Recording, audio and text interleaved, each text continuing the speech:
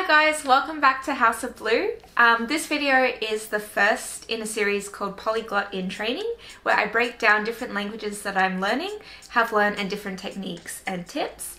Today, for the first video, we're going to go through a few different tips and techniques for learning a language. Some of them you might already know because they're quite common on the wide web, and then some of them might be a bit unique and you might not have heard of. So it'll be nice to get your feedback and comments down below.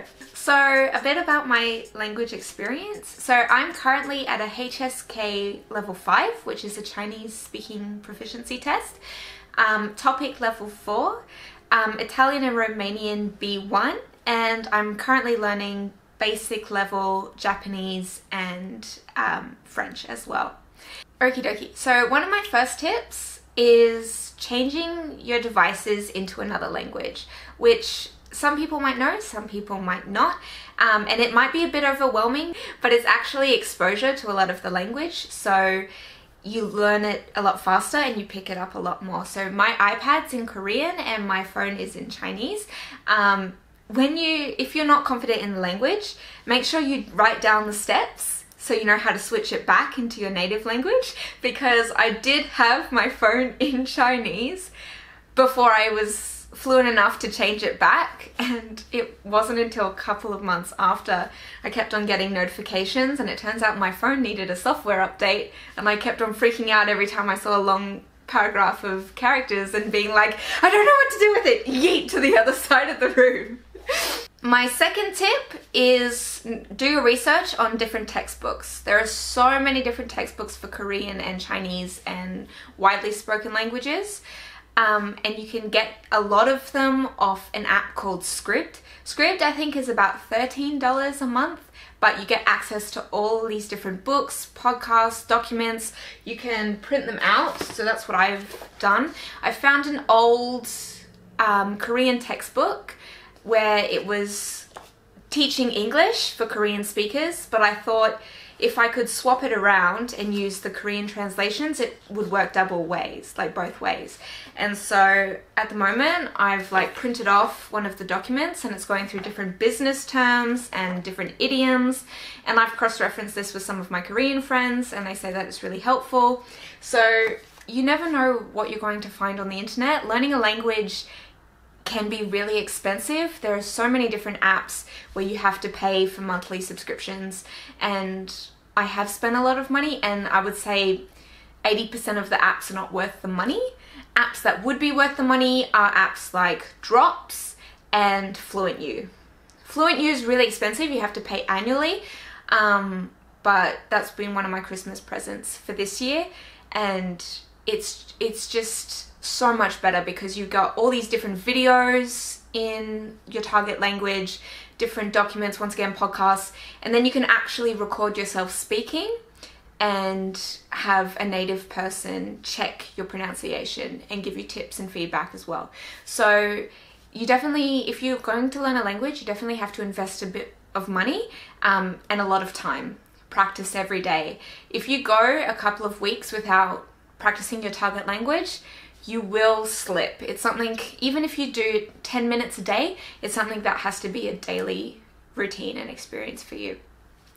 Other things I would recommend is when you look at the iceberg or the pyramid of learning languages, you've got your basic communication, but then towards the bottom you also have a lot of cultural references, idioms, history, and that's when I would recommend buying some books that are written by authors of that country that are written in English or your target or your native language, so that you can delve a little bit deeper into the culture. For example,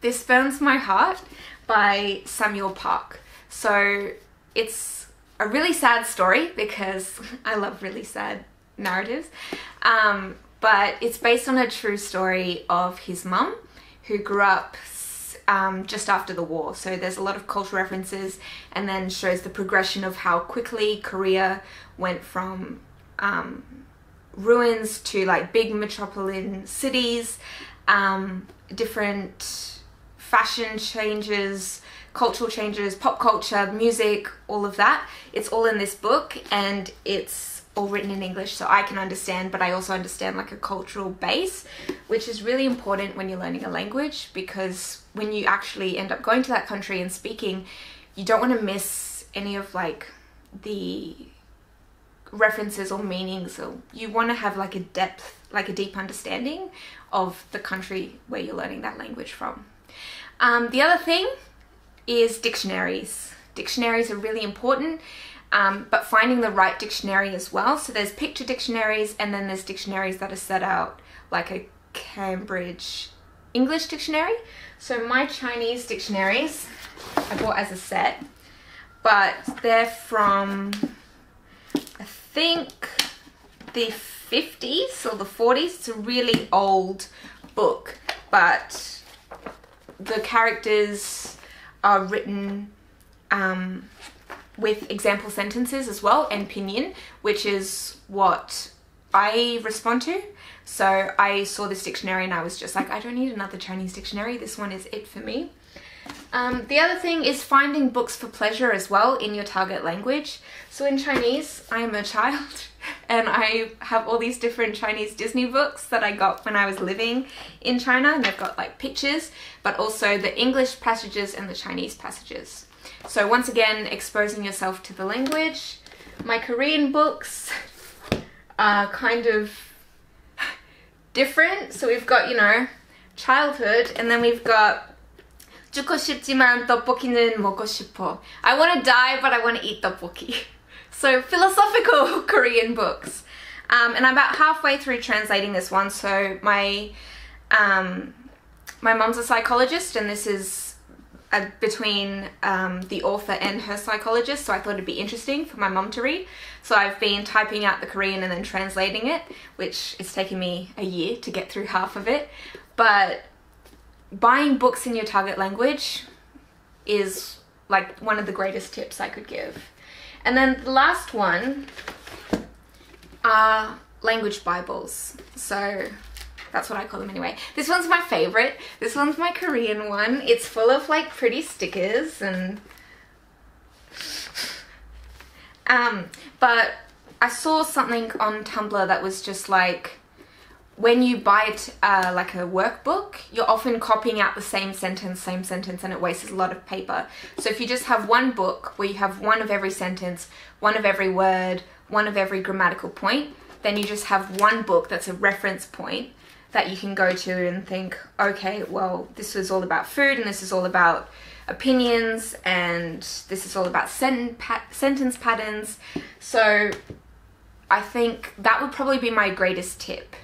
Out of all the language tips, getting a book where you can put everything into one and then taking that with you is a lifesaver and is really improved, at least my language skills. Another thing that I just remembered, really good language tool, everyone I think has it, Netflix.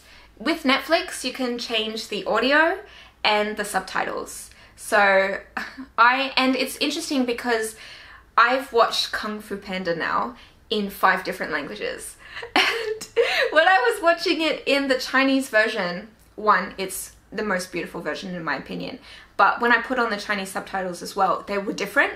So keep that in mind, that the audio might not match the subtitles and the subtitles might not match the audio, which I don't know why they do that, but I've seen it with English a few times as well when I'm watching something. I think I was watching Elite, which is a Spanish drama, and then I put the English subtitles on. And then the second time I watched it, I was watching with a friend and I watched the English dub and it didn't match the subtitles, and I was just like, why are they different? But with Kung Fu Panda, the meaning actually changes with each different dubbing. So when I watch the Italian dub, when Po has the noodle dream, he goes on about how he's just like, I had the dream of spaghetti. And I never looked at that scene the same again, because I was just like, I have spaghetti dreams all the time. I am the Dragon Warrior. So anyway, yes, Netflix. There's heaps of Korean dramas, heaps of Thai dramas, Chinese dramas, and once again, is exposure to the language. If you can't move to obviously the greatest language tip is moving to that country, but if you can't financially afford it, plus with COVID and everything, you can't actually go, the more exposure you get, changing your device into a different language, watching Netflix, buying books that are of that target language, then the more your language will improve. So yes, I've been Bear. This is the first episode of PIT. The next episode, I'll be going more into specifically Chinese learning. If there's anything you want me to do a video about, if you want me to do different techniques or language techniques, or if there's a language you want me to try, I'm happy to do all of that. Just comment them down below. Subscribe to House of BLU, and I'm Bear. Bear out.